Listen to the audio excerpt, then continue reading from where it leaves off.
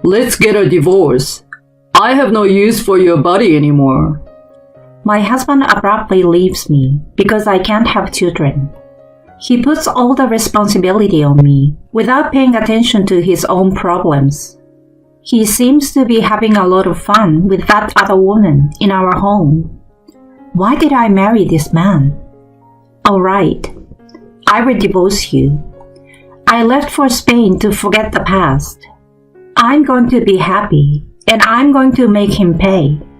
With that kind of determination. My name is Pamela, 31 years old. I'm a newlywed housewife who has been married for a year. But my hobby is selling handmade accessories. Although I don't make a lot of money from my online store, it's not bad to be able to do something that I enjoy. My husband is 38 years old, 7 years older than me. We met at a party 3 years ago, and luckily, we made it to the finish line. My husband is a handsome, but unpretentious, has a nice smile, and everyone likes him. Such a man like him chose me. I couldn't control my excitement, and I was crazy about him. I was looking forward to marrying him and creating the family of my dreams. When we first got married, I was full of dreams and hopes.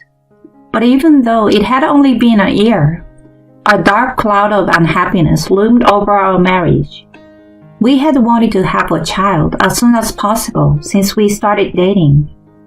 And since we got married, I had been checking my basal body temperature, and my husband had been taking a potent drug to try to have a baby. But the reality was not so easy. Oh, it looks like this month is not going to be a good month either. I was nervous every month at that time of the month to check the signs. For the first 3 months, he would say, Well, let's not be discouraged, and let our luck take care of us. Someday, it will come to our neck of the woods. But recently, he may have been affected by my nervousness and stopped asking me as he had used to when we first got married. I was ready to accept it any time. But now, I don't expect to get pregnant, and we don't spend time together at night. On the contrary, It's your fault, right? he started to throw insensitive words at me. It doesn't mean I'm the one at fault. That's what I thought. But I couldn't deny it completely because I hadn't actually checked it. I thought, I'd rather take action than worry about it. I decided to go for fertility treatment. I went to the hospital on the weekdays, and then on Sundays, I participated in a handmade goods sale, which I love. Doing what I loved was a great way to let off steam, as it freed me from the distractions of reality. Soon after starting fertility treatment, my doctor told me that my husband needed to have a checkup as well. And when I asked him to do so, his reply was unexpected. What? I don't want to do it. You're on your own, aren't you? Well, they need to check both of us to find out which one of us has the problem. I'm telling you I'm fine, okay? My husband won't accept the test. I couldn't understand how he could be so sure. After these exchanges, my husband's mood got worse and worse, and our life as a couple became more and more indifferent. I was getting more frustrated than annoyed, so I decided to go shopping to relieve myself. Oh, my credit card is gone. Where did I put it? I thought I kept it in a drawer since I don't use it often. I searched my room and found something shiny on the floor by my bed. Huh? What's this? I picked it up and found it was a woman's earring that was not mine. What? A present for me? That's impossible. Or was this a sign to show me that this room was the scene of an affair? My head was spinning with delusions, and I felt nauseous. My husband's recent behavior has been suspicious, so I can believe it. I wonder if the card might be. I can't stop worrying about it. I decided to check the credit card statements because there was no end to my concern. The statements would make it clear. That's what I thought. And the result only made me more suspicious of my husband. What the? This is a hotel room for $360. $1,000 at the brand store? What? I gulped at an uncountable high bill I had no idea about. That means he used my credit card to buy something for someone else. I can't believe it.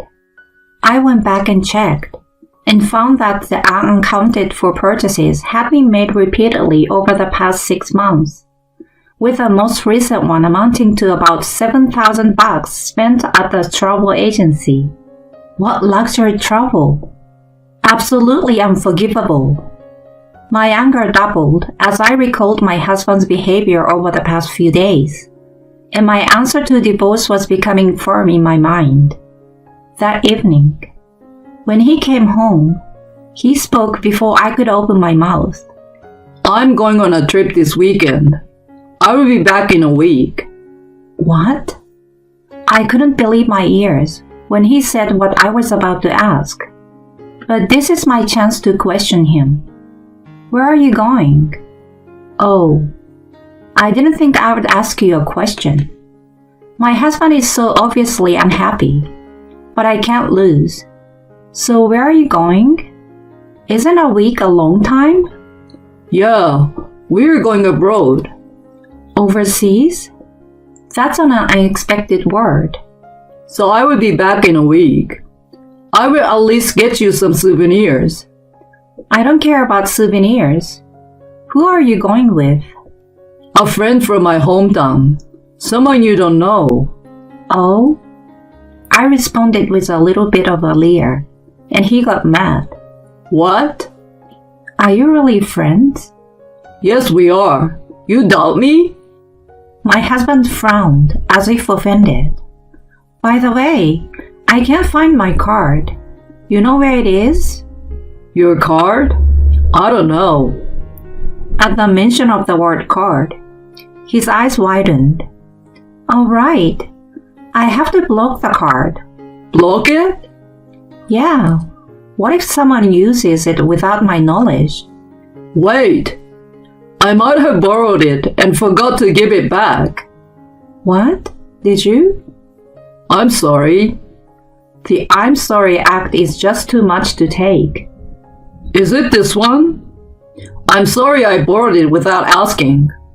I couldn't find my card either, so I borrowed it on a short notice. But I found mine just before I used yours, so I didn't use it. It's true what they say about people who lie. If that's so, well, but don't think you can fool me with that act. At this point, I took a chance and brought out the statements. So let me ask you. Ask me what? This shows some charges for a hotel, a brand name wallet, and a travel bag. You didn't use it, did you? What? He's speechless. If you say no, I'm gonna have to call the credit card company right now and have them look into it. And I'm gonna have to block this card as well. Wait a minute. Oh, I just remembered. I used it. Forgot. You forgot? Yeah. No. I was at the hotel having a drink with some guys from work, and we got caught in a downpour. We couldn't get out because of the rain, so I had to stay at the hotel. Really? You're a real piece of work if you're this evasive. What? No, it's true. This charge for a purse. I was going to give it to you as a gift someday, but I lost it. I'm sorry. You're not. It's funny, isn't it? Why are you buying my present with my own credit card? Oh, no. I didn't have my card with me when I bought it. But I was going to pay it back later. I'm losing my patience with his continuous lies. Are you having an affair? What are you? Then what are these earrings? Why are there earrings belong to a woman other than me in our bedroom? Well, my husband finally gave up after all this, sighed loudly, and looked really tired. Oh yes, you. What a pain in the ass. Why does a cheater have to be so bossy? That's what I thought. What with that attitude? You cheated on me. So what? If you had tried harder to have a baby, then I wouldn't have cheated on you. I don't know what to say to my husband. What do you mean tried harder? Why is it my fault that you cheated on me? Are you crazy? Why can't you see that you weren't attractive enough? That's why I cheated on you. I'm just saying, if you don't want to be cheated on, you should try harder. No, it doesn't make any sense. It's just not possible. My husband was such a selfish man. And finally, enough. Let's get a divorce. I have no use for you anymore. Divorce? No use for me? I don't know how to answer that question. I looked at him, my stomach churning. What? Do you know what you're saying? I know what I'm saying. I said divorce. I don't want a woman who can't have children. It's too much. It's so bad, I wonder if I'm even alive. At this moment, my feelings for my husband completely disappeared, and I accepted the divorce. Okay, let's get a divorce. Thanks for making it easier for me. Get out while I'm on vacation. You don't have to tell me. My husband's irrational words pierced my heart and couldn't stop crying that day. And so the weekend arrives. My husband left for the trip so easily that it felt like he had no feelings for me. And he left the divorce papers on the table with his information filled in. I have nothing but hatred for my husband. All I have to do is sign the papers, and it's all over. I filed the divorce papers at the city office and ended our really short marriage. A year later, I feel nostalgic even though it's only been a short time. I took a deep breath when I came back from Spain. The smells and crowds back home are different from those in other countries, so I feel at home. I have a lot of work to do, such as unpacking and cleaning once I get home. When I got home, I heard a familiar man's voice. Hey, I finally found you. I turned around and saw my ex-husband standing there. I hadn't seen him since he left me for a trip abroad. What do you want? I'm busy. Don't say that. You're the one who messed things up. Yes. After my divorce, I asked a detective to investigate his affair and asked my lawyer to file a claim for alimony with the evidence. It seems he received a letter. I have the right to claim. I didn't do anything wrong. Shut up. You got me in trouble with my parents. The company found out and I lost my job. It's all your fault.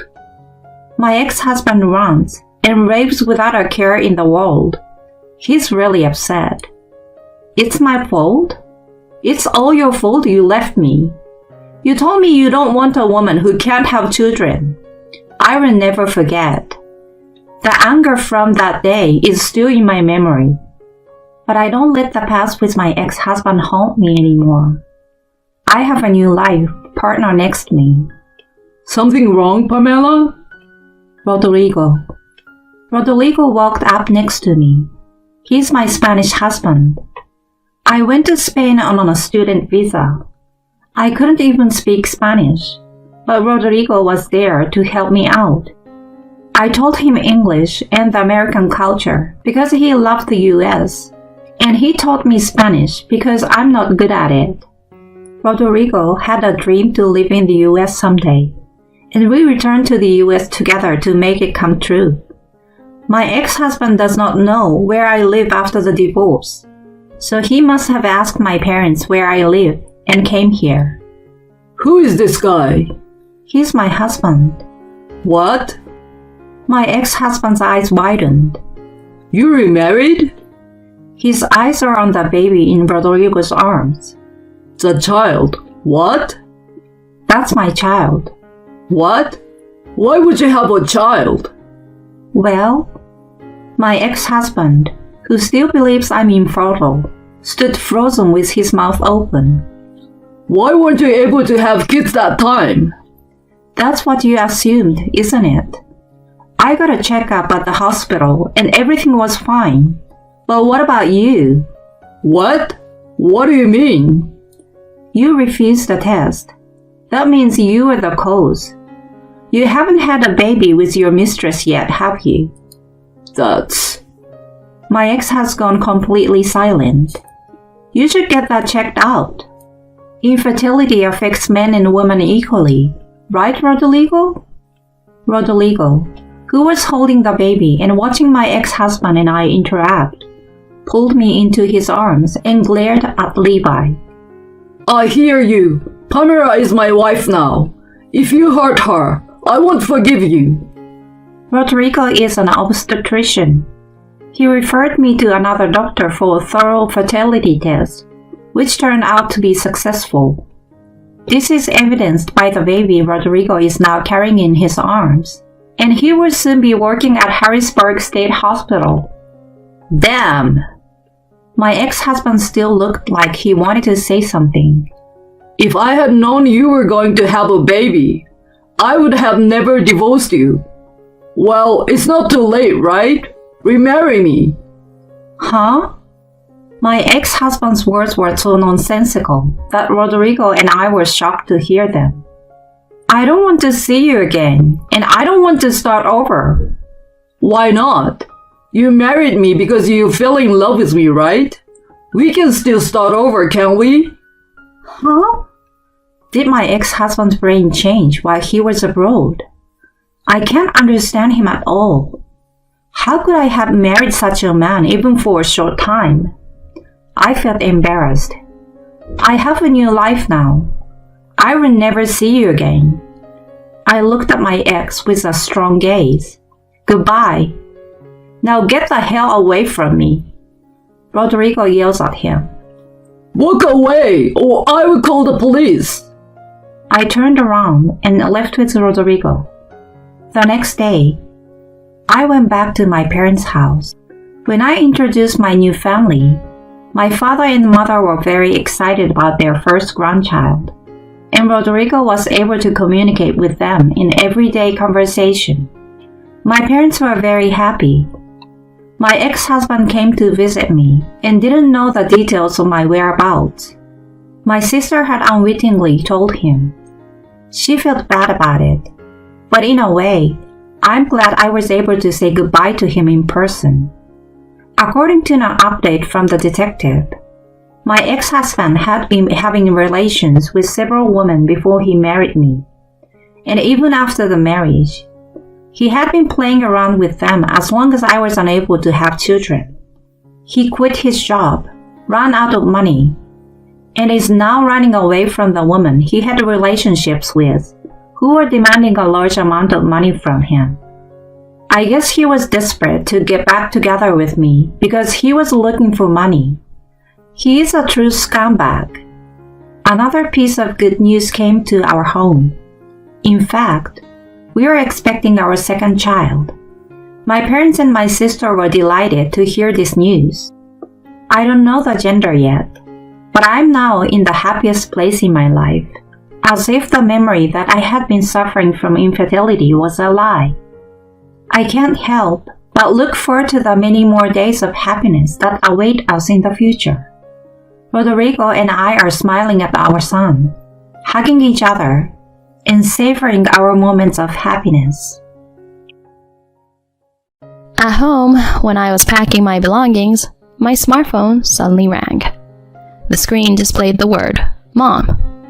I picked up the phone and answered the call. Hello? Hey, where are you right now? I'm at home. Our son has been urgently transported to the hospital. Come to the hospital right away. In a tense moment, my mother-in-law informs me of my husband's emergency, but I could not suppress a burst of laughter. Mom, I'm not going to the hospital, okay? What are you saying? If something happens... I don't care about if something happens, because my feelings have been decided for a long time. My name is Ashley Miller, and I'm 29 years old. I'm a very ordinary company employee working for a major beverage manufacturer. My husband, Travis, and I have been married for over 2 years. People around me often say things like, "Seems to have no worries," and each time I laugh it off. But is there really anyone in this world without worries? Even someone as carefree looking as me is currently burdened by a significant concern. The catalyst was 3 months ago, and it happened so suddenly. My smartphone received a message from my husband. "We'll be late due to overtime." Since preparing dinner for just myself after returning home seemed troublesome, I decided to dine out somewhere. I headed to a restaurant that had caught my interest 3 stops before the nearest station. Despite being tired from work, it being the weekend made my steps light. This restaurant had received high ratings, and I had wanted to try it for a while. If the food is good, I thought I'd bring Travis next time. Replying on the smartphone map, I arrived at the restaurant.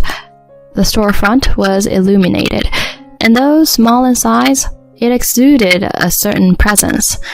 Just as I put my hand on the entrance door, a cruel sight came into my eyes.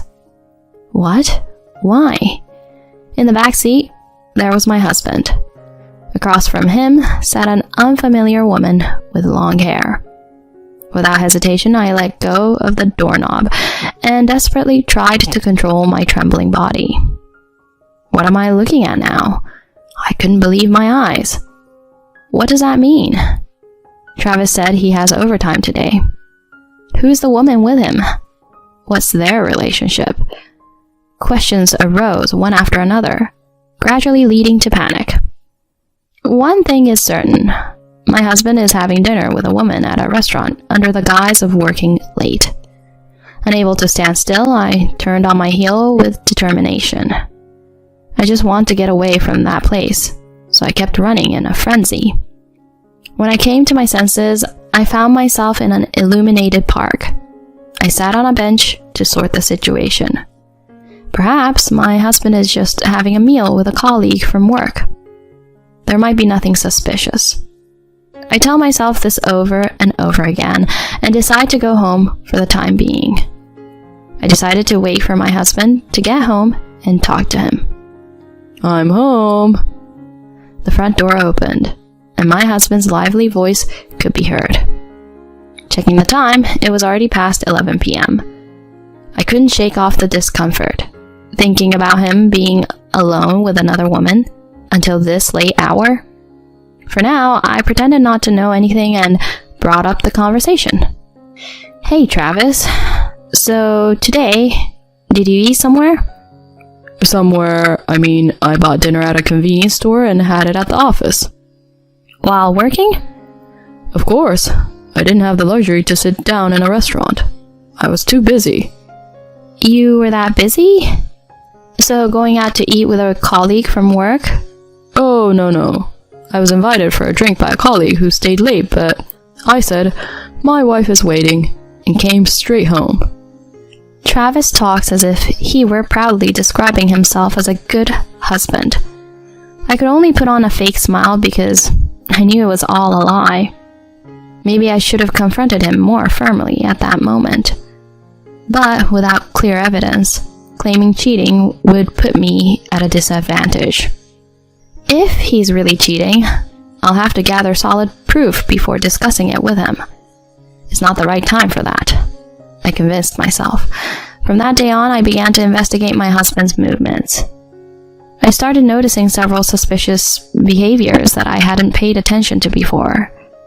He always carries his smartphone with him, never leaving it behind. Late at night, he quietly leaves the bedroom and doesn't return for about an hour. and the frequency of overtime has noticeably increased compared to before. Overtime work, which used to be at most a few times a week, occurs now almost daily.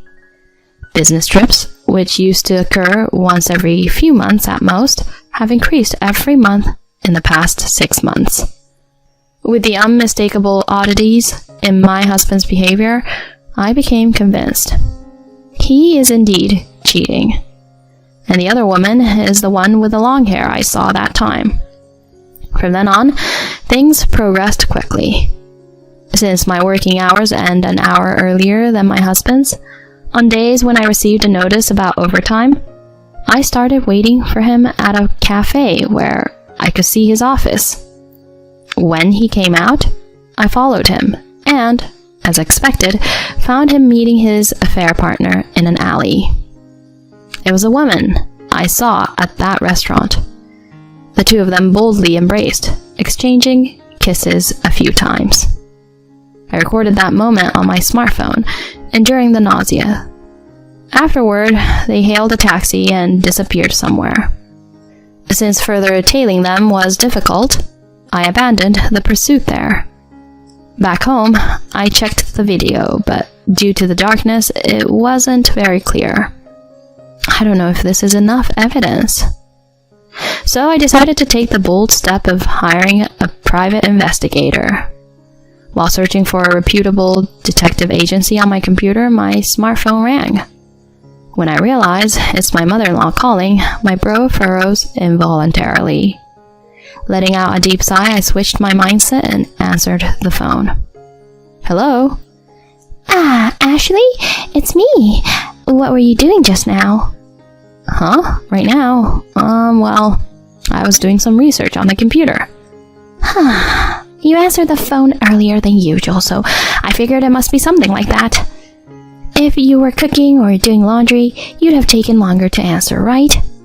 Even if you're doing housework or not, it should be the same as long as you have your smartphone with you.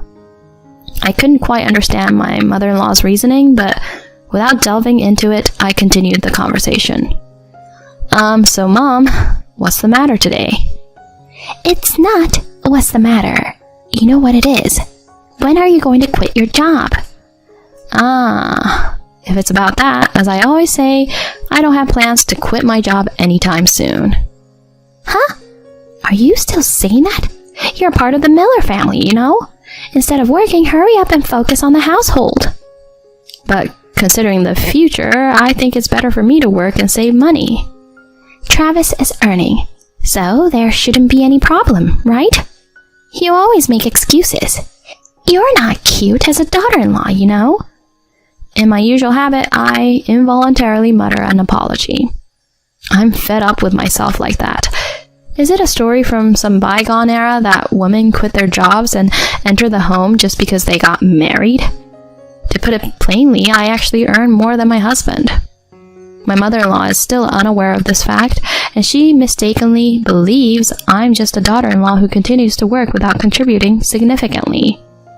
It's fine that her son is dear to her, but it's going too far. The calls from my mother-in-law are increasing day by day. What started as once a month is now every 2 days. Every time, I'm told to quit my job and focus on the family, and it's wearing me out. Even consulting with my husband hasn't led to a solution. I've asked him many times to talk to his mother, but he hasn't done anything. Instead, my husband laughed and said, "But isn't what Mom says true?" Travis, do you also think I should quit my job? It's not that, but it's normal, right? A woman is better off being at home, isn't she? But if I do that, our life will... Huh? Are you implying my earnings are not enough? No, it's not like that. So that's what you mean, right? Whether you're looking down on me or not, making such comments is a turn-off. I'm sorry. Since then, I feel like I might step on his landmine again, so I can't bring up this kind of conversation. Perhaps, no matter how carefully I choose my words, he will interpret them sarcastically. If he's cheating, he likely thinks I won't find out at all. Maybe he doesn't even expect me to do anything if I find out. His actions had become so bold. Perhaps it is my own fault for not having noticed the affair before. But the fact remains that cheating is far worse. Afterward, I found a reputable private investigator. So I decided to request an investigation of my husband's affair to find out who the other party was and to get proof of the affair. A few days later, when I went to inquire about the results, the outcome confirmed my suspicions.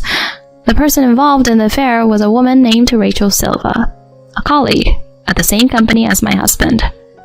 I was thinking that I would like to have more evidence when my husband made the following comment. Next weekend, I have a business trip. Business trip? Where to? Chicago. I'll buy souvenirs, so look forward to it. Got it.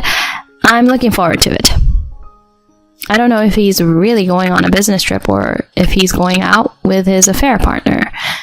Anyway, I decided to inform the investigator at the private detective agency about this fact and request an investigation. While he's away on the business trip, I decided to visit my parents' house. A week later, my phone suddenly rang in the morning.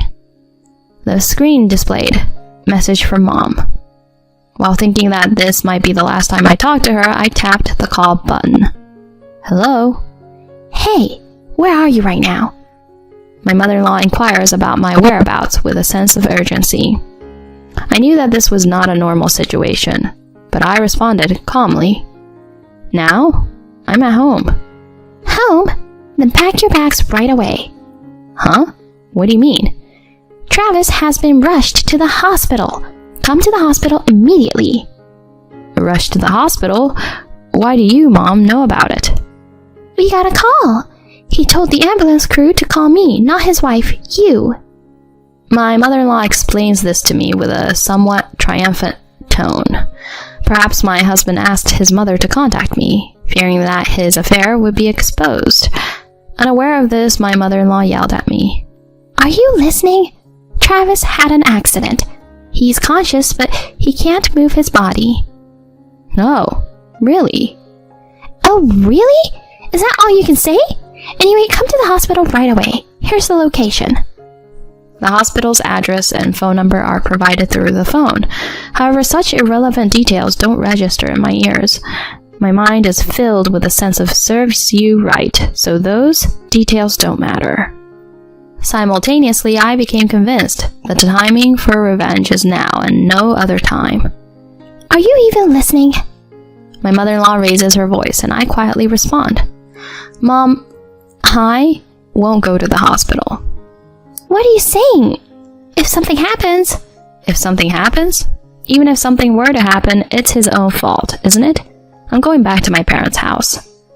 Huh? Are you serious? Your husband has been rushed to the emergency room. Soon he won't be my husband anymore. Goodbye. Saying this, I ended the call. My mother-in-law called several times afterward, but I didn't answer. A few days later, when I visited the detective agency, I heard a surprising fact from the investigator. What? Paralyzed on one side? Yes, it seems your husband, who was in the passenger seat during the accident, was severely injured. What about that woman, Rachel? She only suffered minor bruises. She has already been discharged. I see. It turns out that the one driving was not my husband, but his affair partner. I had heard that in the case of a car accident, the passenger seat could suffer more significant damage, but I never expected it to be this severe. However, even after hearing about such a situation, I didn't feel any pity. Instead, I couldn't help but see it as a punishment for betraying me. After receiving evidence of the affair trip from the private investigator, I immediately visited a law firm. Since the evidence was solid, I was able to quickly initiate divorce proceedings and claim alimony. That night, as I was about to go to sleep at my parents' house, my phone rang. My husband's name appeared on the screen. With the intention of settling things with this call, I answered. Hello? Ashley, why aren't you coming to the hospital? Why? It wasn't you who told the paramedics to call my mother-in-law. But you're still my wife, right? Normal wives would come, at least for a visit. Why wouldn't I come for a visit? Don't you understand that better than anyone else? Huh? Did you think you weren't caught? Your affair? That affair trip with Rachel ended in a terrible accident. My condolences. Why bring up Rachel? Seemingly, my husband didn't think I was aware. He stammered and appeared unsettled. In the background, my mother-in-law's voice could be heard asking, "What's going on?" It seemed she didn't comprehend the situation. Making sure she heard, I responded loudly. "I knew you were cheating. I was just waiting for the right moment. Even this time, I went back to my parents' house when you went out." Wait a minute. I did indeed have a relationship with another woman, but we've already broken up. Broken up? As soon as I became partially paralyzed, she said, "I can't handle caregiving." Ha! Serves you right, doesn't it? Being dumped so easily is quite amusing, isn't it? What's amusing about it? I'm so hurt. Just come and visit already. Even in this situation, my husband seemed devoid of any guilt. It felt foolish to continue the conversation, so I decisively spoke. "So hurt? Come and visit? Don't make me laugh. Do you have any idea how much I've suffered because of your affair? You, who betrayed your wife without a second thought, have no right to say you're hurt." It's not that. See, you can't even respond, can you? You did the lowest possible thing. No matter how much you apologize or grovel, I won't forgive you. You and your mother there. You've trampled on people's feelings, caused so much suffering. I don't care what happens to you two. Recognize your sins and spend the rest of your life in discomfort. Carry that paralyzed body of yours. Wait, Ashley. Hey, Ash. I ended the call abruptly, as if cutting off his attempts to cry and beg. To avoid further involvement, I set the call to reject all future calls. Later on, we divorced. He and his cheating partner were charged a reasonable fee for the affair. The lump sum alimony payment apparently left Travis's savings in the negative. With his inability to work as before, his income essentially became zero. He was left paralyzed and in debt. He is now living with his mother at his parents' house, but his body is not doing what it wants, and he seems to be getting more and more stressed every day.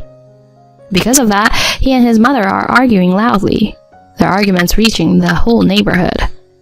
But honestly, I don't feel sorry for them. It seems like the right consequence. At best, I hope he suffers and atone for his sins. I, on the other hand, live peacefully at home with my parents. I talked to my job about it and asked to move closer to home. After dealing with a lot, I want to be a bit kinder to myself. If I get the chance to meet someone nice, I'll take my time and build a good relationship.